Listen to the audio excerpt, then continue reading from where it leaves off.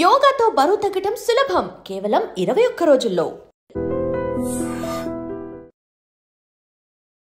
నమస్కారం, welcome to I dream. ధర్మ మార్గం విత్ విజిత కార్యక్రమానికి స్వాగతం.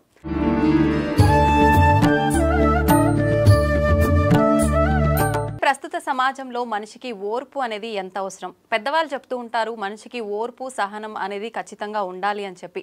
మరి ఓర్పు ఉండాలి అని చెప్పేటప్పుడు మన ముందు అధర్మంగా ఏదైనా జరుగుతున్నప్పుడు, మనపైకి ఏదైనా వ్యతిరేకత వచ్చినప్పుడు అదే ఓర్పుతో ఉండాలా, ఎదురు తిరిగి మనం దాడి చేయాలా, ఇలాంటి మంచి మంచి విషయాలు ఇప్పుడు ప్రభుజీతో మాట్లాడి తెలుసుకుందాం. ప్రస్తుతం మనతో పాటు ఉన్నారు ఇస్కాన్ టెంపుల్ నుంచి ప్రణవానంద గారు. ఇప్పుడు వారితో మాట్లాడి మరిన్ని విషయాలు క్లియర్గా అడిగి తెలుసుకుందాం. హరే కృష్ణ ప్రభుజీ. హరే కృష్ణ మాతాజీ. ప్రభుజీ, ప్రతి ఒక్కరు కూడా కృష్ణుని ఆరాధించే వాళ్ళు తన దగ్గర నుంచి ఏదో ఒకటి ఆశిస్తూనే ఆరాధిస్తుంటారు అని అనిపిస్తుంది చూసే వరకు. నిజంగా ఆయన నుంచి ఏమీ ఆశించకుండా ఆరాధించే వాళ్ళు కూడా ఉన్నారా ప్రభుజీ? ఏదో ఒకటి ఆశిస్తూ ఉంటారు అని మనకు అనిపిస్తుందండి. ఎందుకో తెలుసా? ఎందుకంటే మన నిజమైన భక్తి అంటే మనకు తెలియదు కాబట్టి. ఇంకో విషయం చెప్తాను. ప్రహ్లాదుడి దగ్గరికి నరసింహస్వామి ఆయన కోసమే ఒక అవతారాన్ని స్వీకరించారనమాట. అయితే హిరణ్యకశిపు సంహారం అంతా అయిపోయాక సింహాసనం పైన కూర్చొని, ఓ ప్రహ్లాద నీకేం కావాలో అడుగు అంటే, నాకేం వద్దండి అంటే, చెప్పు ప్రహ్లాద నీకేం కావాలో చెప్పు, ఏదో ఒకటి ఇవ్వాలనుకుంటున్నా అంటే, లేదు లేదు నాకేమొద్దు నాకేదొద్దు.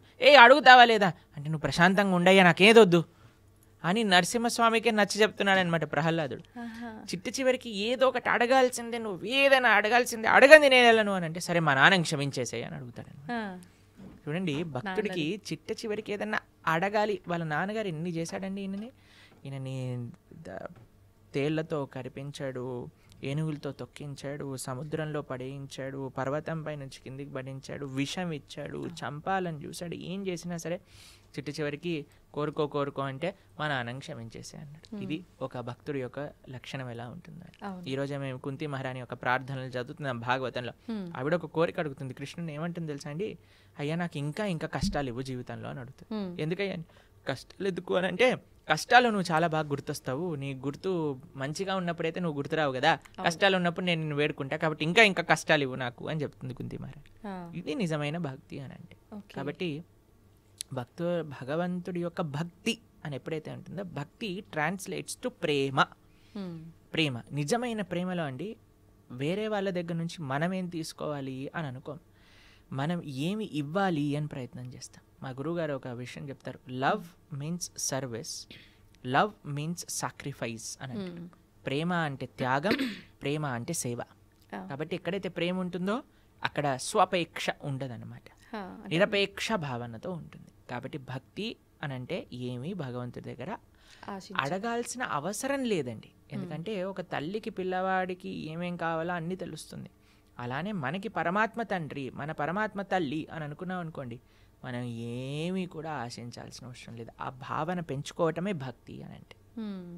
అంత సులభంగా ఎలా వస్తుంది ప్రభుజీ ఆ భావన? ఎప్పుడైతే మనం సాధన చేస్తామో, ఎప్పుడైతే భక్తుల యొక్క సాంగత్యంలో ఉంటామో. ఎందుకంటే అండి, ఎలాంటి వాళ్ళ యొక్క సాంగత్యంలో ఉంటామో అలాంటి ఆలోచనలే మనకు వస్తాయి. ఎలాంటి వ్యక్తుల యొక్క మనస్తత్వం దగ్గర ఉంటాం. మీకు ఒక విషయం తెలుసా అండి? సైకాలజీ చెప్తుంది, you are average of the 5 persons you regularly associate with. ఏమంటుంది? మన మనస్తత్వం అట మన 5 ఫ్రెండ్స్ లేదా మన 5 కాన్స్టెంట్గా అసోసియేట్ చేసే వ్యక్తుల యొక్క యావరేజే మన మనస్తత్వం అవుతుంది. కాబట్టి ఎవరైతే భగవంతుడికి నిరపేక్ష భావనతో భక్తి చేసే భక్తుల దగ్గర ఉన్నారనుకో, మనకు కూడా వస్తుంది. చూడండి, ఒక ఇనుముని అయస్కాంతం పైన బాగా రబ్ చేసి ఇనుము దగ్గర తీసుకెళ్ళామనుకోండి, వెంటనే అని లాగేస్తుంది. నిజంగా చెప్పాలంటే ఇనుముకి అయస్కాంతం శక్తి లేదు, కానీ అయస్కాంతం వల్ల ఉండటం వల్ల ఇనుముకి ఆ శక్తి వచ్చింది. కాబట్టి మీరు దుర్లభమే, చాలా కఠినమే, కానీ ఎప్పుడైతే అలాంటి వ్యక్తుల యొక్క సాంగత్యంలో ఉంటామో అది చాలా సులభం అవుతుంది. అందుకే లోకే సజ్జన సంగతి రేఖ భవతి భవార్ణవ తరణే నౌక అని అంటారు. అది ముఖ్యం ప్రభుజీ. అంటే ఈ జనరేషన్ వాళ్ళు చాలామంది ఆధ్యాత్మికత, ఈ స్పిరిచువల్గా వెళ్ళడం, ఇవన్నీ ఒక మూఢనమ్మకం అని కొట్టిపారేసే వాళ్ళు కూడా చాలామంది ఉన్నారు. అసలు నిజంగా మూఢనమ్మకం అంటే ఏంటి, భక్తికి దానికి సంబంధం ఏంటి అసలు? మీకు ఒక విషయం చెప్తానండి, భక్తి మూఢనమ్మకం కాదు. ఇప్పుడు చూడండి, ఒక వ్యక్తి ఒక రిటర్న్స్ రావాలి, ఒక ప్రాఫిట్ రావాలి అని అనుకుంటాడు. అప్పుడు ఏం చేస్తాడండి? ఆయన ఒక ఇన్వెస్ట్మెంట్ చేసి దాంట్లో నుంచి ప్రాఫిట్ కావాలి అని అనుకుంటే పద్ధతిగా ఉంటుంది. ఏ ఇన్వెస్ట్మెంట్ చేయకుండా నాకు ప్రాఫిట్ కావాలి అనుకుంటే ఎలా చెప్పండి. ఒక వ్యక్తి అట జీవితాంతం భగవంతుడికి ప్రార్థన చేశాడట, నాకు లాటరీ కావాలి, లాస్ట్కి చనిపోయాడట. భగవంతుడి దగ్గరికి వెళ్ళాడట, ఒరే ఎలాంటి భగవంతుడు నువ్వు జీవితాంతం ప్రార్థన చేశాను లాటరీ కావాలని లాటరీ ఇవ్వలేదంటే భగవంతుడు అన్నారట, అయ్యా నేను కూడా ఇవ్వడానికి వెయిట్ చేస్తున్నా, కానీ కనీసం నువ్వు లాటరీ టికెట్ కొంటే కదా నేను ఇచ్చేది అని అన్నారు. కాబట్టి నాకు లాటరీ కావాలి కనీసం లాటరీ టికెట్ కొనయ్యా నువ్వు. కాబట్టి కనీసం నువ్వు నమ్మకం పెట్టే స్వామి పైన ఆయన రెసిప్రికేట్ చేస్తాను, నేనేం చేయను, నాకు భగవంతుడు కావాలి, ఇదంతా మూఢనమ్మకం. అవజానంతి మా మూఢ అని అన్నాడు కృష్ణుడు భగవద్గీతలో. మూర్ఖులు నన్ను తెలుసుకోలేరు అని. చాలా సులభం అండి భగవంతుని తెలుసుకోవటం అంటే, చాలా సులభం. ఈ ప్రకృతి మనం పరిశీలన చేసిన మన భగవంతుడి యొక్క ఉనికి ప్రతి అణువులో ఉన్నది.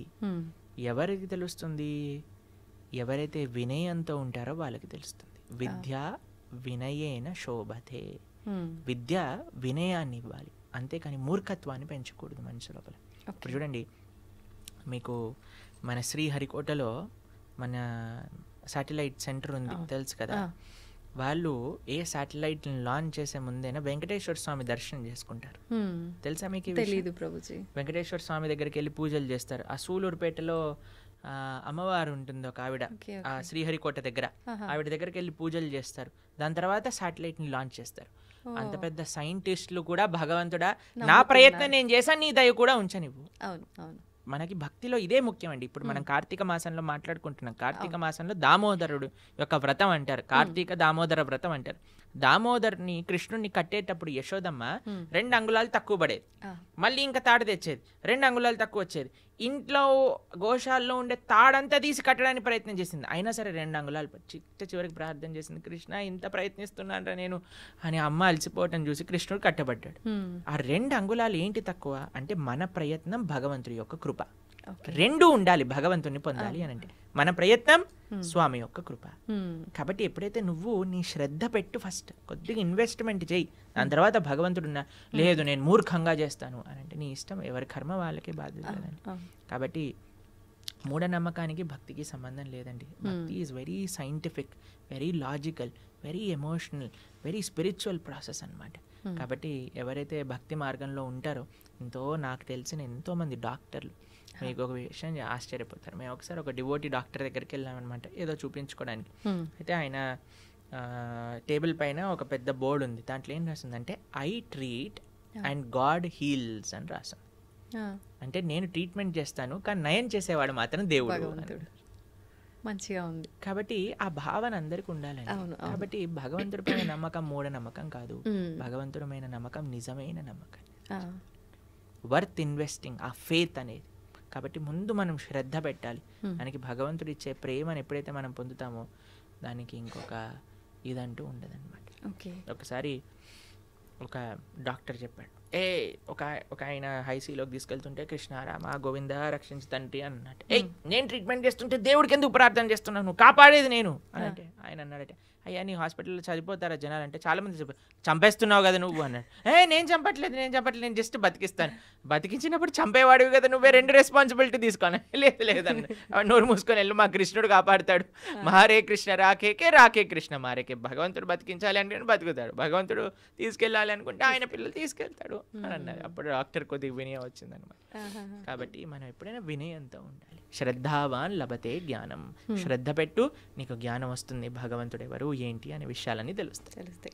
ప్రభుజీ, ఆధ్యాత్మిక చైతన్యం అంటే ఏంటి? భక్తి ఆధ్యాత్మిక చైతన్యం 2 ఒకటేనా? భక్తికి సంబంధించిన జ్ఞానం ఏదైతే ఉందో దాన్ని ఆధ్యాత్మిక చైతన్యము అని అంటారు. ఎప్పుడైతే మనం భగవంతుడి గురించి వింటామో, అందుకే చాలా మంది అండి పూజలకి చాలా ఇంట్రెస్ట్ చూపిస్తారు, వ్రతాలు నోములు చేయాలంటే చాలా ఎంతూజియాస్టిక్ గా ఉంటారు. అదే నువ్వు వచ్చి భాగవతం వినరా నాయన అంటే ఎవరు రాడనమాట, గీత చదువురా బాబు అంటే ఎవరు రాడనమాట. ఎందుకు అని అంటే మనకి ఒక స్టెప్స్ ఆఫ్ డివోషనల్ సర్వీస్ ఉంటాయి. 9 భక్తి మార్గములు అని అంటారు, మీరు వినే ఉంటారు కదా.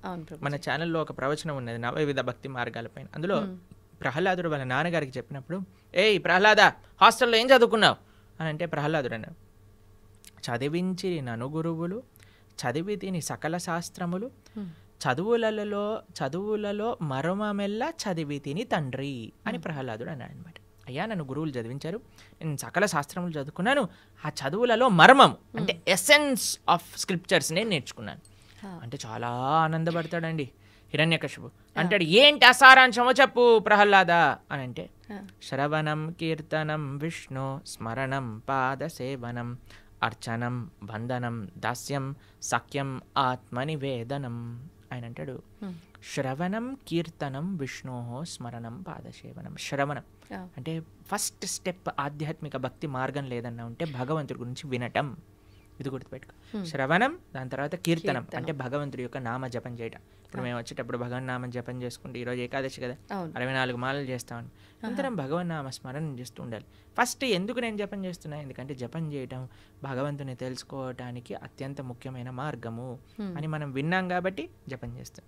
శ్రవణం కీర్తనం విష్ణోహో స్మరణం, ఏదైతే మనం విన్నామో దాని గురించి స్మరణ చేస్తూ ఉండాలి. మొన్నమేమో మాయాపూర్లో మా గురువుగారు యాత్ర అయిందనమాట. మా గురువుగారు ప్రవచనాలు చెప్పిన విషయాలు ఆలోచిస్తూ ఒకరోజు రాత్రి 2-3 గంటలు నాకు నిద్ర పట్టలేదనమాట. అదే విషయాలు మనసులోకి వస్తున్నాయి. ఆ గురువుగారు ఏం చెప్పారు, ఈ విషయాలు ఎంత బాగా చెప్పారు అనే విషయం స్మరించటం అనేది చాలా ముఖ్యం. శ్రవణం కీర్తనం విష్ణు స్మరణం పాద సేవనం అర్చనం, దాని తర్వాత అర్చనం వస్తుంది, దాని తర్వాత పూజ వస్తుంది. ఎప్పుడైతే మనం శ్రవణం కీర్తనం స్మరణం ఇవి చేస్తామో అప్పుడు మనం చేసే ఆరాధన ప్రేమతో భక్తితో భగవంతుడికి సమర్పణ చేయవచ్చు. కానీ మన వాళ్ళు ఏంటి, ఈ 3 స్టెప్పులు తీసేసి డైరెక్ట్ పూజ, డైరెక్ట్ వ్రతం అందులోకి వెళ్ళిపోతారనమాట. కానీ ఫస్ట్ వినాల్సింది భగవంతుడి గురించి, ఫస్ట్ చేయాల్సింది భగవన్ నామ స్మరణ. దాని తర్వాత భగవంతుడు ఏం చెప్పారు, మన గురువులు ఏం చెప్పారు, భక్తులు ఏం చెప్పారని స్మరించుకోవటం. దాని తర్వాత మనం మెల్లమెల్లగా రావచ్చు. ప్రభుజీ చాలామంది అంటారు, అంటే కొంతమంది ఎలా అంటే ఇప్పుడు మీరు చెప్పినట్టుగా వినటము మాట్లాడటము ఇవన్నీ ఇష్టపడకుండా డైరెక్ట్ పూజ, డైలీ పొద్దున్నే పూజ చేసామా మళ్ళీ మన పనికి మనం వెళ్ళామా అలా ఉంటారు. కొంతమంది ఏమో అసలు పూజలు జోలికే వెళ్ళరు, భగవంతుడు నా మనసులో ఉన్నాడు, నేను మనసులో తలుచుకుంటే సరిపోతుంది అంటారు. నిజంగా ఎలా చేసినా భగవంతుని అనుగ్రహం పొందొచ్చా? మళ్ళీ దామోదర మాసం అన్నాం కదా, దామోదర లీల గురించి ఒక చిన్న విషయం చెప్తాను. యశోదమ్మ ప్రతిరోజు ప్రొద్దున లేవంగానే పెరుగుతో కవ్వం పెట్టి చిలుకుతుంది అన్నాం. ఎందుకంటే గోపికల యొక్క పని వెన్న తయారు చేయటం, పాలు నెయ్యి పెరుగు వెన్న, ఇదే వాళ్ళ పని. రోజు వెన్న చిలుకుతూ ఉండు ప్రొద్దున లేసి. ప్రతిరోజు అందరు గోపికలు అదే పని చేసేవాళ్ళు.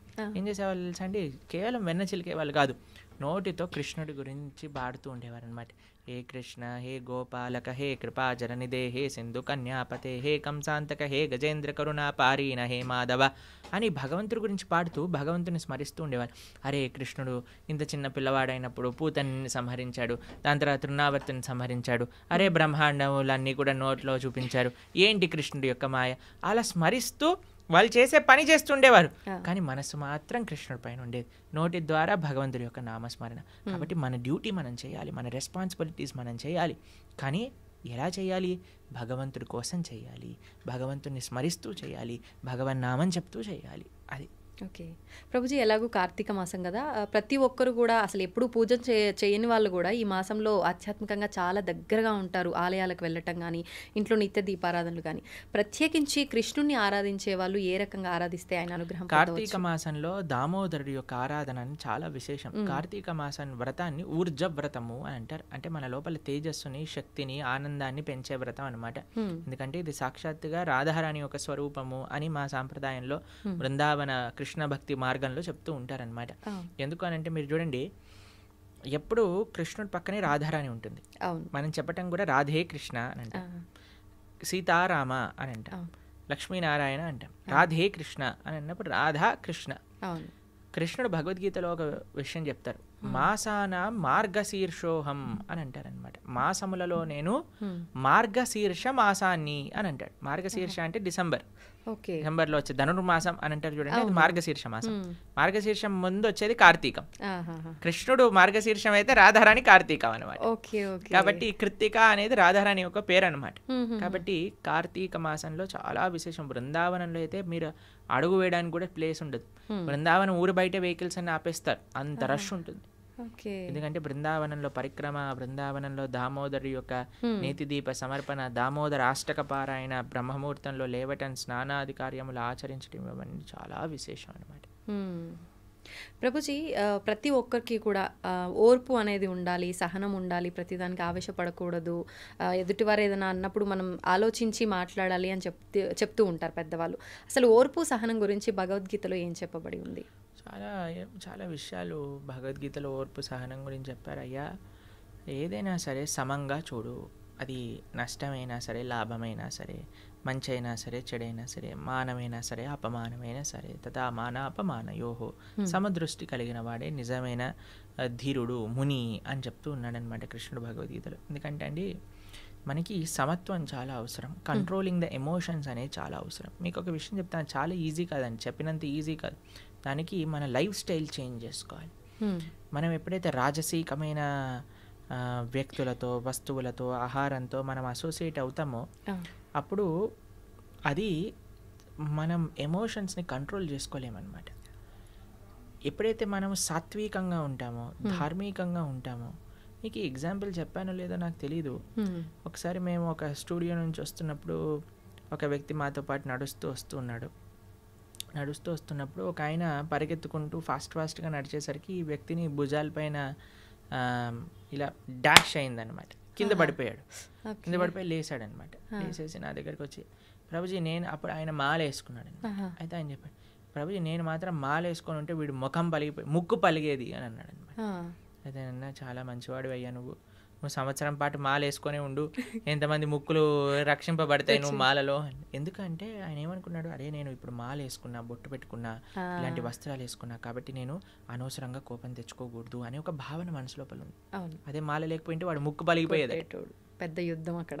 అందుకే ఆధ్యాత్మిక భావన ఎందుకు మనకు కావాలి, ఎందుకు మనం బొట్టు పెట్టుకోవాలి, ఎందుకు మనం మాల వేసుకోవాలి, ఎందుకు మనం సాంప్రదాయంగా ఉండాలంటే, ఎప్పుడైతే మనం ఇవన్నీ ఎక్స్టర్నల్ థింగ్స్, చాలామంది అంటారు ఎందుకు ఇవన్నీ అవసరం లేదు, ఇదంతా షో ఆఫ్ అంటారు. కాదండి, ఇలా వేసుకున్న వాళ్ళ వల్ల చాలామంది ముక్కులు కాపాడబడుతున్నాయి, చాలామంది బ్రతికి ఆనందంగా ఉంది. ఎందుకంటే మనిషి అంటే ఎమోషనల్ కదా, వెంటనే యాక్ట్ చేయాలనిపిస్తుంది. కానీ ఆధ్యాత్మికత ఏం చేస్తుందో తెలుసా అండి, ఆ మనిషిని ఆలోచింపజేస్తుంది.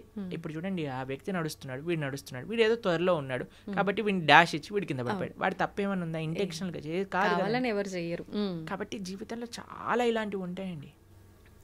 మనం ఆలోచించాం, కానీ ఎవరైతే ఆధ్యాత్మికంగా ఉన్నారో వాళ్ళు ఆలోచిస్తారు. ఆలోచించినప్పుడు ఒక క్షణం ఆగుతారు, ఆగినప్పుడు పరిశీలన చేస్తారు. ఇది మంచిది కాదు అని అనిపిస్తుంది, కానీ ఏమో చూద్దాం, కొన్ని రోజుల తర్వాత మంచి అనిపిస్తుంది. మీకు ఈ కథ చెప్పుంటాను కదా, నేను గుర్రం కథ చెప్పానా మీకు ఒకసారి? లేదు ప్రభుజీ. ఒక ఆయన ఒక గుర్రం కొనుక్కుంటాడు, డబ్బులన్నీ ఇన్వెస్ట్మెంట్ చేసేసి గుర్రం కొనుక్కుంటాడు అనమాట. గుర్రం కొనుక్కుంటే పక్కింట్లో వాళ్ళందరూ వచ్చారే ఎంత బాగుంది, నువ్వు గుర్రం కొనుక్కున్నావు, ఎంత బాగైంది నీకు అని అంటారు. సరే అని ఆయన అంటాడు, ఏది మంచో ఏది చెడో ఎవరికి తెలుస్తుంది, భగవంతుడికి తెలుస్తుంది కదా. నెక్స్ట్ కొన్ని రోజుల తర్వాత ఈ గుర్రం పారిపోతుంది ఇంట్లోంచి. అందరూ వచ్చి అంటారు, అయ్యో ఎంత చెడైందయ్యా నీకు, గుర్రం పారిపోయింది, నువ్వు డబ్బులన్నీ ఆ గుర్రం పైన ఇన్వెస్ట్ చేసావు, అది వెళ్ళిపోయింది. ఓ 10 రోజుల తర్వాత ఈ గుర్రం 10 గుర్రాలని పట్టుకొస్తుంది అనమాట ఇక్కడికి, వాళ్ళ ఇంటికి. అబ్బో ఎంత ఆశ్చర్యం, ఎంత మంచిదైంది నీకు, 10 గుర్రాలు పట్టుకొచ్చిందంటే కొన్ని రోజులకి ఆ పిల్లవాడు ఇలా హార్స్ రైడింగ్ చేస్తూ కింద పడిపోయి కాలు ఇరిగిపోయింది వాళ్ళ పిల్లవాడి. అందరూ వచ్చి అయ్యో చూసావా ఎంత అన్యాయం జరిగింది నీకు, మీ పిల్లవాడు కాలు పోయింది. ఓ 10 రోజులకి ఆ రాజ్యం పైన యుద్ధం ప్రకటించారనమాట. రాజు అన్నారు, ఎవరైతే 18 ఏళ్ళ పైన ఉన్నారో అందరు పిల్లలు వెళ్లాల్సిందే, మగ పిల్లలందరూ యుద్ధానికి. అందరిని పట్టుకెళ్ళారు, వీడిని పట్టుకెళ్ళలేదు, ఎందుకంటే వీడి కాలు ఇరిగిపోయింది కాబట్టి. యుద్ధంకి వెళ్ళిన వాళ్ళందరూ చనిపోయారు, వీడు మాత్రం బతుకున్నాడు. ఇప్పుడు చెప్పండి, ఏది మంచి ఏది చెడు ఎలా చెప్తామండి? సమయమే నిర్ధారిస్తుంది, మనకు ఓపిక కావాలంతే. ఈ నమ్మకం ఉండాలి, పరమాత్మ నాకు ఏది చేసినా మంచిగా చేస్తాడు. ఇప్పుడు ఆ తల్లి వచ్చింది అనుకోండి, మీరు ఆడుకుంటున్నారు, రేపు ప్రొద్దున ఎగ్జామ్ ఉంది, ఎంత మీరు ఏది చేసినా సరే ఫోన్ కానీ ఆ ఆట కానీ తీసేసి లోపలికి ఇంకో కావాలంటే ఒక చెంప మీద పీకైనా సరే నేను చదివిస్తుంది. అప్పుడు మనం మా అమ్మ అంత రాక్షసి ఇంకొకటి ఎవ్వరు లేరు, మా అమ్మ నా విలన్ అని అనుకుంటాం. కానీ నిజంగా అమ్మ విలనా? కాదు కదా, కాదు, మన పాగు కోసం. అది ఎప్పుడు తెలుస్తుంది? నువ్వు పెద్దగా అయ్యాక తెలుస్తుంది. నీకు ఈ సమయంలో అది చెడు అనిపిస్తుందేమో, అది ఆ వస్తువు తప్పు కాదు, ఆ వ్యక్తి తప్పు కాదు, ఆ సిచ్యువేషన్ తప్పు కాదు, నీ పరిమితి, నీ మెచ్యూరిటీ లేదు ఇక్కడ. నువ్వు పెరుగు, అప్పుడు నీకు తెలుస్తుంది ఏది మంచిది. పరమాత్మ ఎవరికీ చెడు చేయరు, ఇది గుర్తుపెట్టుకో. ప్రభుజీ ఇందాక మీరు చెప్పినట్టుగా అతను మాల్లో ఉన్నాడు కాబట్టి బతికిపోయాడు అని అంటే నిజంగా అంటే మనం ఒక దీక్షలో ఉన్నన్ని రోజు పర్మనెంట్ మాల వేసుకున్నాం కానీ ఎప్పుడు ఆలోచించవచ్చు, అరే స్వామి నీకు ఇది నచ్చుతుందా, నేను మాట్లాడే మాట నచ్చుతుందా, నేను చేసే పని నచ్చుతుందా, నేను చేసే జాగ్రత్తగా మాట్లాడాలి. అందుకే ఆధ్యాత్మిక భావన అనేది ఈ స్పిరిచువాలిటీ ఏం చేస్తుంది అడిగితే ఇదే చేస్తుందండి, మనిషిని మారుస్తుంది తప్పకుండా. నేను దీన్ని 100కి 1,000,000 రెట్లు గ్యారంటీతో చెప్పగలుగుతాను. అంటే మనం ఆచరించాలి అనుకున్న ఈ బంధాలు, బంధుత్వాలు, ఈ కుటుంబము, ఈ రెస్పాన్సిబిలిటీస్ మధ్య అంత ఫోకస్ చేయలేకపోతున్నారేమో అనిపిస్తుంది Prabhuji. It is just an excuse, మనసు ఉంటే మార్గం ఉంటుంది. నాకు జస్ట్ ఆ సంకల్పం రావాలి. సంకల్పం అనేది అన్నిటికంటే గొప్ప శక్తి, తెలిసిన మీకు. ఆ సంకల్పం ఉందనుకోండి, ఆ డిటర్మినేషన్ ఉందనుకోండి, పరమాత్మ దేనైనా మార్చేయచ్చు. ఎందుకండి ఇప్పుడు అనవసరమైన కోరికలనే మనం అంత మొండిగా సాధించుకున్నప్పుడు, స్వామి నేను ఒక మంచి ధార్మికంగా ధర్మ మార్గంలో నడవాలి అని అనుకుంటే కృష్ణుడు బ్లెస్ చేయలేడా అండి? ఎందుకు చేయలేడు? చేస్తాడు. మనకు ఆ సంకల్పం లేదంతే. ప్రభుజీ ఇప్పుడు అంటే దీన్ని బట్టి మనిషికి ఓర్పు అనేది ఖచ్చితంగా ముఖ్యం. అయితే రకరకాలుగా జరిగేవి చూస్తున్నాం సమాజంలో, ఇప్పుడున్న ప్రస్తుత సమాజంలో.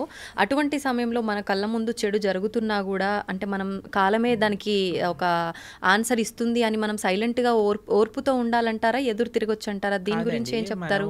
ఓర్పు, ఓపిక మన సొంత విషయంలో ఓడిపడాలి, కానీ ధర్మం విషయంలో ఓర్పు ఉండకూడదు. ఓర్పు ఉండకూడదు అంటే కత్తి తీసి వేరేవని వేసేస్తా కాదండి. నీకు కృష్ణుడు ఆ సేవ ఇచ్చాడా? అర్జునుడికి చెప్పాడు, మా మనుస్మర యుద్ధచ, నన్ను గుర్తుపెట్టుకుని యుద్ధం చేయి. నీకు చెప్పారా? నీకు చెప్తే అంటే మనకి చెప్తే, మన గురువులు చెప్తే, అరే నువ్వు ఈ విధంగా ధర్మ పరీక్షణ చేయి, ఈ విధంగా ధర్మ పరిరక్షణ చేయి. ధర్మో రక్షతి రక్షిత. దీన్ని ఒక్కొక్కళ్ళకి ఒక్కొక్క విధంగా అన్వయం ఉంటుంది. అన్నిటికంటే ముఖ్యమైనది ఏంటో తెలుసా అండి? ధర్మాన్ని రక్షించుకోవటం అంటే ధర్మాన్ని ఆచరించటం, ధర్మాన్ని తెలుసుకోవటం, ధర్మాన్ని ఆచరింప చేయటం. తల్లిదండ్రులు ధర్మాన్ని తెలుసుకొని పిల్లలకి ధర్మాన్ని చెప్పడం, పిల్లలు ధర్మాన్ని ఆచరిస్తే ఇది ఒక విధంగా ధర్మ పోరాటం. అందరు కూడా నేను కత్తి పట్టుకుంటాను అని అంటే అసాధ్యం అండి. కొంతమందికి ఆ సేవ ఉంది, ఎవరికి ఆ సేవ ఉందో వాళ్ళకి తెలుసు, వాళ్ళ ఆ సేవ అలా చేయాలి. కొంతమందికి శాస్త్రాధ్యాయన ధర్మ పరిరక్షణ, అది నువ్వు చేయి. కొంతమందికి ధర్మాన్ని వినటం, ధర్మాన్ని ఆచరించటం, అది నీ ధర్మ పరీక్ష, నువ్వు అది చేయి. కాబట్టి ఒక్కొక్కళ్ళ నేచర్ బట్టి, ఒక్కొక్కళ్ళ ఇంక్లినేషన్ బట్టి ఆ విధంగా గురువుల యొక్క అనుగ్రహంతో మనం సేవ చేయాలి. అంతేకాని మనంతటా నేను ఇచ్చేస్తా అది చేస్తా అని అనుకోకూడదు. ప్రభుజీ, మానవులందరూ కూడా ఖచ్చితంగా భగవత్ ఆరాధనలో ఉండటమే ముఖ్యం. మనుష్య జన్మ వచ్చిందే దానికోసం కదండి. మనుష్య జన్మ వచ్చింది ఎందుకు అని అంటే మనం భగవంతుడిని సేవించి భగవంతుని తెలుసుకొని భగవంతుని చేరడానికి వచ్చింది. కాబట్టి మనిషి భగవదారాధన చేయలేదనుకోండి, ఇంకా మనిషి జీవితం వచ్చి వేస్ట్ కదండి. ఇప్పుడు చూడండి, ఒకళ్ళకి చాలా కష్టపడి ఐఐటి ఖరగ్పూర్లో వచ్చింది సీట్.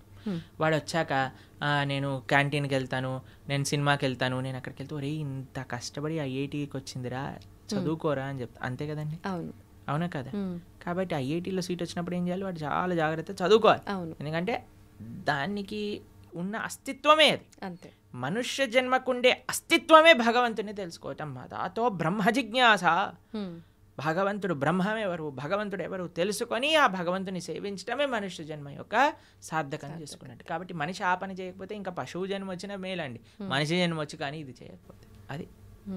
ప్రభుజీ, కృష్ణుడు ద్వాపర యుగంలో మానవ జన్మ తీసుకున్నారు కదా, మరి ఆయన కూడా అప్పుడు భగవతారాధన చేశారా? మానవ జన్మ తీసుకోలేదండి. కృష్ణుడు మనిషిగా పుట్టలేదు. కృష్ణుడు దేవకీ దేవి యొక్క గర్భం నుంచి ఉదయించాడు, సూర్యుడు ఉదయించినట్టు. వసుదేవుడి యొక్క హృదయంకి వచ్చి దేవకీ దేవి యొక్క హృదయంకి వెళ్ళి దేవకీ హృదయం నుంచి దేవకీ గర్భం నుంచి ప్రకాశితమయ్యారు చతుర్భుజ రూపంతో. మనిషిలా పుట్టాడంటే ఏడుస్తూ పుట్టాడండి. కృష్ణుడు పుట్టినప్పుడు శంఖచక్ర గదా పద్మాలు పట్టుకొని, అమ్మ నువ్వు పూర్ణజన్మలో ఇది, నాన్న నువ్వు ఇది, నన్ను తీసుకెళ్లి గోకులంలో దింపేయండి. ఇది మనిషా అండి? మనిషి చేస్తాడా ఇలా? కానీ ఆయన భగవంతుడి మానవ జన్మ కాదు. ఎలా అండి? ఆ రోజుల్లో పూత రాక్షసు చంపే, తృణావర్తుని చంపే, శకటాసుర, కేసి, హరిష్టాసుర, ప్రలంబాసుర, ఆ సుల్నందని చంపేసి గోవర్ధన అని ఎత్తేసి ఫారెస్ట్ పైన మింగేసి మనిషి చేయగలుగుతాడా? అంటే మానవ రూపంలో పరమాత్మ మానవ రూపంలో కూడా కాదు. కందర్ప కోటి కమనీయ విశేష శోభం. 1000 మంది కందర్పులు వచ్చినా సరే ఆయన ముందు కళ్ళు తిరిగి పందిపోయే అంత అందం కలిగిన వాడు శ్రీకృష్ణ భగవానుడు. కందర్పులు అంటే కందర్ప అంటే కామదేవుడు. Okay okay. మన్మధుడు కందర్ప కోటి కమనీయ విశేష శోభ అంటే కోట్ల మంది కందర్పులు కూడా ఆయన ముందు ఒక కాకరోజులా ఉంటారనమాట కృష్ణుడు ముందు. అంత సౌందర్యం, అంత శక్తి, అంత వీర్యం, అంత తేజస్సు, అంత జ్ఞానం కలిగిన వాడు శ్రీకృష్ణ పరమాత్మ. అయినా సరే మీరు అడిగిన క్వశ్చన్ చెప్తాను.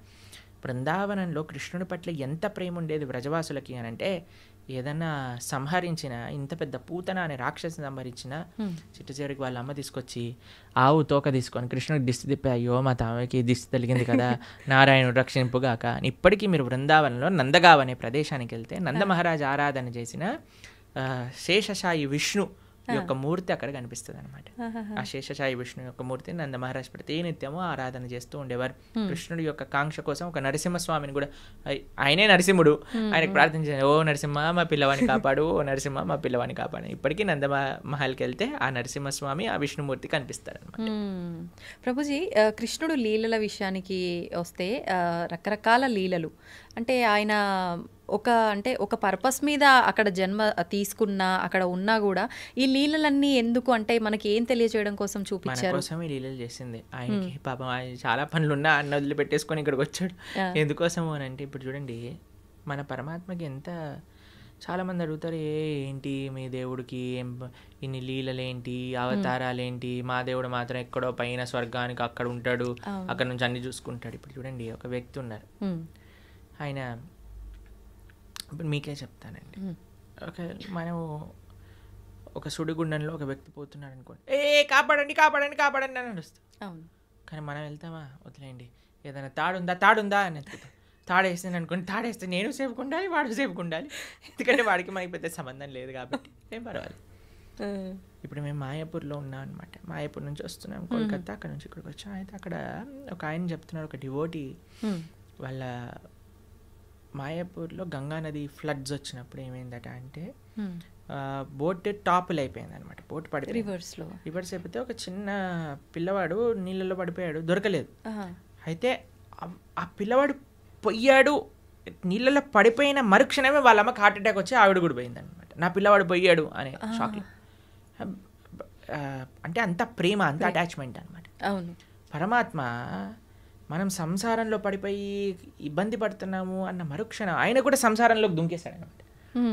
ఎందుకు దుంకేశాడు అంటే మనల్ని కాపాడడానికి. ఎలా కాపాడాడు వీడిని అంటే, వీడికి సినిమా చాలా ఇష్టం కదా అని ఆయన కూడా పాపం సినిమాలో హీరోయిన్ లీలలు ఏమంటారు ఆ మూవీ నడిపినట్టుగా ఆయన కూడా అన్ని లీలలు చేశారు. అయ్యో మనుషుడు ఎప్పుడైనా మన లీలలు వింటాడేమో, లీలలు దర్శిస్తాడేమో, లీలలు చూస్తాడేమో, లీలల గురించి అనుభవిస్తాడేమో, అయ్యో లీలల పైన ప్రేమ పెంచుకుంటే, నా నామం పట్ల ప్రేమ పెంచుకుంటే నా దగ్గరకు వచ్చేస్తాడు కదా అని పాప ఆయన అంత ప్రయత్నం చేశాడు. కానీ మన వాళ్ళు భాగవతం చదవరు, వినరు, భగవద్గీత చదవరు, వినరు. ఎంత అన్యాయం చెప్పండి. స్వామి మన కోసం అంత కష్టపడుతున్నప్పుడు మనం ఎంత కష్టపడాలి స్వామి కోసం? అది ప్రభుజీ, అందరూ అంటే మనం ఎవరైతే ఉన్నామో ప్రతి ఒక్కరు కూడా నా బిడ్డలే అని చెప్పి భగవంతుడు అంటుంటారు. అయితే మరి కొంతమంది ఏమో మంచి మార్గంలో వెళ్తుంటారు, కొంతమంది చెడు మార్గంలో వెళ్తుంటారు. అందరము ఆయన బిడ్డలే అయినప్పుడు ఆ మార్గంలో వెళ్ళే వాళ్ళని మంచి మార్గంలోకి తీసుకొచ్చే ప్రయత్నం భగవంతుడు ఎందుకు చేయట్లేదు అంటారు? కదండి, ఇంటర్వ్యూ అదే మార్గం. కానీ అందరూ మారట్లేదుగా ప్రభుజీ, కొంతమందిలో మార్పు వస్తుంది. అదే అంటున్నా, పరమాత్మ ఆయన ప్రయత్నం చేస్తున్నా. ఇప్పుడు గుర్రాన్ని చెరువు వరకు తీసుకెళ్ళొచ్చు కానీ నీళ్ళు దాయించలేం కదండి. పడుకున్నవాడిని లేపచ్చు కానీ పడుకున్నట్టు నటిస్తున్నవాడిని లేపలేం కదా. పరమాత్మ ఆయన వైపు నుంచి ఆయన ప్రయత్నం చేస్తున్నారు. ఆ పరమాత్మ చేసే, ఇప్పుడు చూడండి ఈ వీడియో ఎవరి దగ్గర వచ్చింది అనుకోండి, బై మిస్టేక్ రావట్లేదండి. పరమాత్మ మన గురించి ఆలోచించాడు కాబట్టి ఏదో ఒక రూపంలో పంపిస్తూ ఉంటాడు. భక్తులు మన దగ్గర పంపించేదే స్వామి అనుగ్రహిస్తే కానీ పంపించడండి. ఎందుకంటే ప్రపంచంలో ఎంతో మంది, కొన్ని వేల మంది మారుతున్నట్టు మేము చూస్తున్నాం. ఎందుకు? కేవలం శ్రవణం వల్ల. కాబట్టి ఎవరికైతే ఆ ముఖ్యత్వం తెలుసో, ఇప్పుడు చూడండి ఒక ఆయనకి 1 kg వెయిట్ ఉండే వజ్రం ఇచ్చారట. ఆయన ఏమనుకున్నట్టు, బాగానే ఉంది, మా ఇంట్లో ఆ త్రాసు పనిచేయట్లేదు, ఆ కేజీ మాపు చేసే అది లేదని ఈ కేజీ తీసుకొని అక్కడ పెట్టి ఉప్పు పప్పు అన్నీ వే చేసి ఇస్తున్నాడట. అయితే ఒక ఆయన వచ్చిన వాడు చూసాను, అమ్మో 1000 వజ్రం. ఈయన అన్నాడట, ఒరే ఈ కేజీ మాపు నేను ఇస్తా, ఈ రాయి నాకు ఇచ్చేసే అన్నాడు. సరే ఈ రాయి తీసుకొని నాకు మాపు కావాలని ఆ వజ్రం ఇచ్చేసాడు. వాడు పెట్టుకొని పెద్ద కోట్లు సంపాదించుకున్నాడు. ఎందుకు వాడికి విలువ తెలుసు, విలువ వీడికి విలువ తెలీదు. తెలియదు. కాబట్టి విలువ తెలియాలండి మనకి. ఆధ్యాత్మిక మార్గం యొక్క విలువ, ఒక సాధు సాంగత్యం యొక్క విలువ, ఒక భాగవత ప్రవచనం యొక్క విలువ. శ్రీకృష్ణ భగవానుడు మనకి చెప్తున్నాడు ఒక విషయం, మనకి ఇంత మనుష్య జన్మలో ఇంతమంది ఎన్నో విషయాలు వింటూ ఉంటే నా దగ్గరికి కృష్ణుడు ఈ విధంగా కృష్ణ భక్తి గురించి చెప్పే విధంగా నాకు తెలిసింది అంటే మనం మారడానికి ప్రయత్నం చేయాలి. అప్పుడు పరమాత్మ యొక్క కృప అనేది ఉంటుంది, లేకపోతే ఉండదు. ప్రభుజీ, ఇలాంటి మాటలు విన్నప్పుడు చాలామంది వెంటనే అరే నిజంగా ఇలా వెళ్తే బాగుంటుంది కదా అని అనుకుంటారు. కొంతమంది ఏమో అక్కడే ఆగిపోతారు వినడం దగ్గరే, కొంతమంది ముందుకెళ్తారు. ఇలా ఆగిపోయిన వాళ్ళు అనుకుంటారు రేపు నుంచి ఈ బ్రహ్మముహూర్తంలో లేవాలట, లేద్దాము, ధ్యానం చేద్దాము, భగవంతుని స్మరణలో ఉందాము అని. కానీ అనుకున్నట్టుగా చేయలేరు, వదిలేస్తుంటారు ఎక్కడికక్కడ. అలాంటి వాళ్ళు నిజంగా నిత్య జీవితంలో ఏ రకంగా కనుక ఫోకస్ చేస్తే బాగుంటుంది అంటారు? అన్నిటికంటే మెయిన్ రీజన్ ఆగిపోవడానికి భక్తుల యొక్క సాంగత్యం లేకపోవటం. ఈ ప్రపంచంలో మనం ఏదైనా మంచి వైపు వెళ్ళాలి అని అంటే చాలా కఠినమైనది. మంచి వైపు వెళ్ళాలి అని అంటే మంచి మనుషుల యొక్క సాంగత్యం కావాలి. అందుకే మనం ప్రతిరోజు ఉదయం పూట, ప్రతిరోజు మేము ప్రొద్దున పూట మా భక్తులందరూ కలిసి జూమ్స్లో జపం చేసుకుంటారు. సుమారుగా 500-600 మంది ప్రతిరోజు ప్రొద్దున పూట వస్తారు, జపం చేసుకుంటారు. ప్రతిరోజు క్లాస్ ఉంటుంది. ఈరోజే ఏకాదశి రోజు మేము భాగవతంలో కుంతి మహారాణి యొక్క ప్రార్థనల నుంచి క్లాస్ చెప్పామన్నమాట. కాబట్టి మీరు మంచిగా మన ప్రణవానంద దాస్ ఛానల్లో మనకి భాగవతం, భగవద్గీత ఇవన్నీ ఉన్నాయి. ఇవన్నీ వింటూ ఉండండి. జపా క్లాసులు ఏవైతే ఉన్నాయో వాటికి వస్తూ ఉండండి. మంచి వ్యక్తుల యొక్క సాంగత్యంలో ఈజీ అయిపోతుంది మంచిగా భక్తి మార్గంలో ముందుకు నడవడానికి. అందుకే లోకే సజ్జన సంగతి రేఖ భవతి భవార్ణవ తరణేన ఒక మంచి వాళ్ళ సాంగత్యమే మనల్ని ఈజీ చేసేస్తుంది. మన సంకల్పం ఉండటం ఒకటి, కానీ ఆ సంకల్పరీత్యా మనము వాటిని మంచి వాళ్ళ యొక్క సాంగత్యంలో యూజ్ చేసుకోవటం అనేది ఇంకా ఇంపార్టెంట్. ప్రభుజీ, కృష్ణుడి దగ్గర లేని మాయలు, లీలలు ఏదీ లేదు. అయితే గాంధారి శాపం నుంచి నందవంశాన్ని ఎందుకు కాపాడలేకపోయాడు? అసలు గాంధారి శాపం కృష్ణుడి పైన ఏం పనిచేయలేదు, తెలుసా మీకు ఆ విషయం? అవునా ప్రభుజీ? గాంధారి శాపం వల్ల కృష్ణుడికి ఏం అవ్వలేదు. చూడండి, సూర్యుడి పైన నేను ఒక దీపావళి రాకెట్ ఇడిచి పెడతానన్నాను అనుకోండి, సూర్యుడికి ఏమైనా నష్టం అవుతుందండి? దీపావళి రాకెట్కి సూర్యుడిని ఏమైనా చేయగలుగుతుందా? ఒక వ్యక్తి, ఒక చిన్న పిల్లవాడు అనుకున్నాడు, ఇప్పుడు చూడు ఈ రాకెట్ని సూర్యుడి పైన వేస్తున్నా నేను, జుమ్ అని వేసాడు అనుకో, అది వెళ్ళి ఢామ్ అని అంటుంది, చూసావా సూర్యుడికి అయింది చూసావా అని. అది వాడి మూర్ఖత్వం. అంతే అంతే. కృష్ణ పరమాత్మ ఆయన లీలలు అవజానంతి మామూఢ మానుషం తనుమాశ్రిత పరంభావమజానంతో. భగవద్గీతలో ఆయన ఏమంటాడంటే, ఎప్పుడైతే నేను ఈ యొక్క మానవులు ఉండే ఈ లోకానికి లీలలు చేయడానికి వస్తారో మూర్ఖులు నన్ను తెలుసుకోలేరు. అవజానంతి మామూఢ మానుషం తనుమాశ్రిత పరంభావమజానంతో, నా యొక్క పరతత్వాన్ని తెలుసుకోలేరు. ఎందుకంటే అనిపిస్తుంది కదా, అరే కృష్ణుడు ఇక్కడే మనతో పాటు మన లాగానే నడుస్తున్నారు, అది ఇదే. కాబట్టి గాంధారి పెట్టిన శాపం వల్ల కృష్ణుడు అవతార స్వీకారం నుంచి అవతార పరిసమాప్తి చేసేంతవరకు ఏమేం చేయాలో ఆయనకు క్రిస్టల్ క్లియర్ స్కెచ్ చేసుకొని వచ్చారనమాట. క్లిస్టర్ క్లియర్ స్కెచ్ చేసుకొని వచ్చాను. ఇప్పుడు చూడండి, మీకు ఒక ఉదాహరణ చెప్తాను. నేను స్కూల్కి వెళ్ళాలని బయటకు వచ్చాను, షూస్ వేసుకున్నా, అన్నీ వేసుకొని బయటికి వెళ్ళాను, బస్సు కోసం వెయిట్ చేస్తున్నా.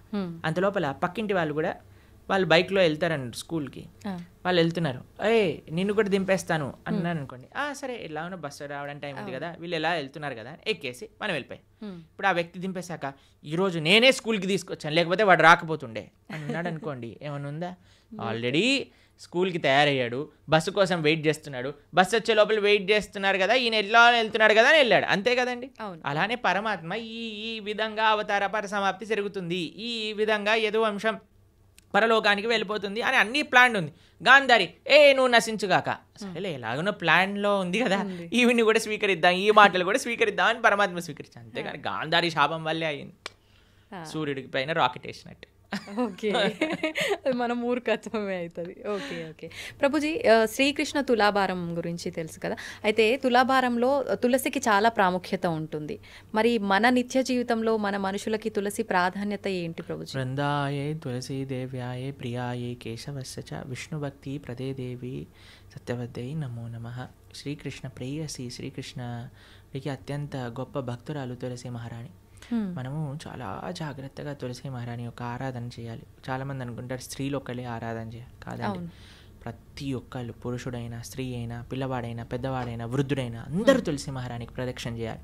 4 ప్రదక్షిణలు చేయాలి, నీళ్లు ప్రతిరోజు సమర్పణ చేయాలి. మా ఆలయాల్లో ప్రతిరోజు ప్రొద్దున సాయంత్రం తులసి ఆరాధన జరుగుతుంది. మీరు చూడండి, ఇస్కాన్ టెంపుల్కి వచ్చి ఆ పూజ ఏదైతే భగవంతుడు ఉండే గర్భగృహంలో ఉంటారో అక్కడ తులసీదేవి కూడా ఉంటుంది. తులసీదేవికి వస్త్రాలు వేసి తులసీదేవిని ఆశీర్వదిస్తారు. విగ్రహ రూపంలో విగ్రహ రూపంలో కాదు, తులసి కోటకే వస్త్రాలు సమర్పణ చేసి అక్కడ పెడతారనమాట. ఎందుకంటే ఆవిడ సాక్షాత్తుగా కృష్ణుడి యొక్క పరమ భక్తురాలు కాబట్టి. అందుకే కృష్ణుడికి పెట్టే నైవేద్యము, ఏ అభిషేక ద్రవ్యం, నీరు, దేన్నైనా సరే తులసి వేయకుండా సమర్పణ చేయొద్దు భగవంతుడికి. తులసి పెడితేనే స్వామి స్వీకరిస్తారు. తులసి పెట్టిన నైవేద్యం భగవంతుడు స్వీకరించారు, భక్తులు కూడా అలాంటి నైవేద్యాన్ని స్వీకరించారనమాట. కాబట్టి విష్ణు తత్వానికి ఎక్కడైనా సరే నైవేద్యం పెట్టామంటే తులసి పెట్టి మాత్రమే చెయ్యాలి. కాబట్టి తులసి ఆరాధన ముఖ్యంగా కార్తీక మాసంలో ప్రతి నిత్యం కూడా మనం 3 సార్లు నీళ్లు వేసి 4 సార్లు ప్రదక్షిణ చేయాలి. తులసి మహారాణికి దీపం పెట్టాలి తులసి దగ్గర, తప్పనిసరిగా ప్రతి ఒక్కరు చేయాల్సిన పని. ప్రభుజీ, తులసిలో కూడా 2-3 రకాల తులసులు ఏదైనా పర్వాలేదు. ఓకే, అయితే ముఖ్యమైన పర్వదినాల్లో తప్ప సాయంకాలం సమయంలో దీపారాధన చేయకూడదు తులసి దగ్గర అని చెప్పి అంటుంటారు. ప్రతిరోజు చేయాలి, ప్రొద్దున రాత్రి భగవంతుడి ఆలయంలో, భగవంతుడి యొక్క పూజా మందిరంలో తులసి మహారాణి దగ్గర ప్రొద్దున రాత్రి నిత్యము ప్రతిరోజు చేయాలి దీపారాధన. ఓకే ప్రభుజీ, కృష్ణుడి విషయానికి వస్తే గోపికలతో రాసలీలలు ఆడుతుంటాడు బృందావనంలో అని చెప్పి అంటుంటారు. అయితే దాన్ని తప్పుగా కూడా భావించకూడదు అని అంటుంటారు. మరి కామక్రీడకు క్రీడకు తేడా ఏంటి? అసలు అది కామక్రీడ అని భావించొద్దంటారా? అసలు రాసలీల అంటే ఏంటి, అసలు కామం అంటే ఏంటి, ఇవన్నీ తెలుసుకోవాలి ఫస్ట్. ఇప్పుడు చూడండి, కృష్ణుడు రాసలీల చేసినప్పుడు ఆయన వయసు ఎంతో తెలుసా అండి? 6 సంవత్సరాలు. చిన్నపిల్లడు. 6 సంవత్సరాల పిల్లలు అమ్మాయిలు అబ్బాయిలు అందరూ కలిసి ఆడుకుంటున్నారు అనుకోండి, మీరు ఏమంటారు? ఏ దూరం జరుగు, అమ్మాయి దగ్గర ఆడద్దు అని అంటారా మీరు ఎప్పుడైనా? లేదు. మీరు ఎప్పుడైనా అలా చేశారా మీ పిల్లలతో? ఎప్పుడైనా అందరు చిన్న పిల్లలు అందరూ కలిసి ఆడుకుంటున్నారు అనుకోండి, ఎప్పుడైనా డిఫరెన్షియేషన్ చూస్తామని? 6-7 సంవత్సరాల వయసు ఉన్న పిల్లవాడండి రాసక్రీడ జరిగినప్పుడు, తెలిసినా మీకు? ఇంకో విషయం చెప్తాను, గోపికలు అంటే ఎవరు? గోపికలు అంటే స్త్రీ, కృష్ణుడు అంటే పురుషుడు కాదండి. కృష్ణుడు యొక్క శక్తియే గోపిక. కృష్ణుడి యొక్క హ్లాదిని శక్తి యొక్క స్వరూపములే గోపికలన్నీ కూడా, శ్రీమతి రాధారాణి కూడా. కృష్ణుడే సాక్షాత్ ఒక పిల్లవాడు. ఇప్పుడు నేను అద్దంలో చూసుకుంటానండి, అద్దంలో చూసుకుంటూ నేను ఇలా అనుకోండి, అద్దం పైన ప్రభుజీ ఎంత ధైర్యం, మా ప్రభుజీని కొడతావా అని అంటారా మీరు? అదే నీ ఇష్టం, ఇక నీ అద్దం నీ రిఫ్లెక్షన్ ఏదైనా చేసుకో, నువ్వు ఎంత ముద్దు వస్తున్నావా, నువ్వు రాసి ఒకటైనా పెట్టు, ఏదైనా చేసుకో, అది నువ్వు నీ రిఫ్లెక్షన్, అంతే కదండి. అంతే. కృష్ణుడు ఏ తత్వమో గోపికలది అదే తత్వం. ఆయన యొక్క హ్లాదిని శక్తి స్వరూపములే గోపికలు, దాంట్లో వేరేది ఏ విషయం కాదండి. ఇప్పుడు రాస నృత్యం అంటే ఏంటి అనుకుంటున్నాడు? అదొక నృత్యం, ఆనంద స్వరూపం. అది ఒక స్త్రీ పురుషుని మధ్యలో జరిగే, మీరు అంటున్నారు కదా, ఏదో భౌతికమైన సంబంధం కాదండి. అది సాక్షాత్తుగా ఒక జీవాత్మ పరమాత్మ కలిసినప్పుడు పొందే ఆనందాన్ని రాసలీల అని అంటారు. రాసలీల శుకదేవుడికి అన్నిటికంటే ఫేవరెట్ పాస్ టైం భాగవతంలో. శుకదేవుడు ఎవరో తెలుసా అండి? శుక మహర్షి. ఆయన పుడుతూనే తల్లి గర్భం నుంచి నడుచుకుంటూ వెళ్ళిపోయాడు. ఎలాంటి వైరాగ్యం కలిగిన వాడు అని అంటే, ఆయన స్త్రీలు స్నానం చేస్తున్న సరస్సు పక్క నుంచి వెళ్తే స్త్రీలందరూ బిందాస్గా స్నానం చేస్తున్నారనమాట, వస్త్రాలు కూడా కప్పుకోలేదు. వ్యాసుల వారు అడుగుతారు, అయ్యా ఏంటి మీరు అని అంటే, ఆయనకండి స్త్రీ పురుష భేదమే లేదు, ఆయన అంతా ఆత్మజ్ఞాన తత్వంలో రమించేవాడు, కాబట్టి మాకు ఆయన డిఫరెన్సియేషనే తెలియలేదు. ఎందుకంటే స్త్రీకి చాలా తొందరగా పురుషుడి దగ్గర ఏదైనా చెడు భావన ఉంటే కనిపట్టేయచ్చండి, కానీ ఆ స్త్రీలు అంత వైరాగ్యం కలిగిన శుక మహర్షి ఏంటో తెలుసా అండి? ఆవు పాలు పితికినంత సమయం కంటే ఎక్కువ ఒక ప్రదేశంలో ఉండలేరు, అంత వైరాగ్యం కలిగిన వ్యక్తి. ఆయనకి ఫేవరెట్ లీల రాసలీల. అంటే అంత వైరాగ్యం కలిగిన వ్యక్తి ఒక భౌతికమైన గర్ల్ ఫ్రెండ్ బాయ్ ఫ్రెండ్ విషయాలు మాట్లాడతారా అండి?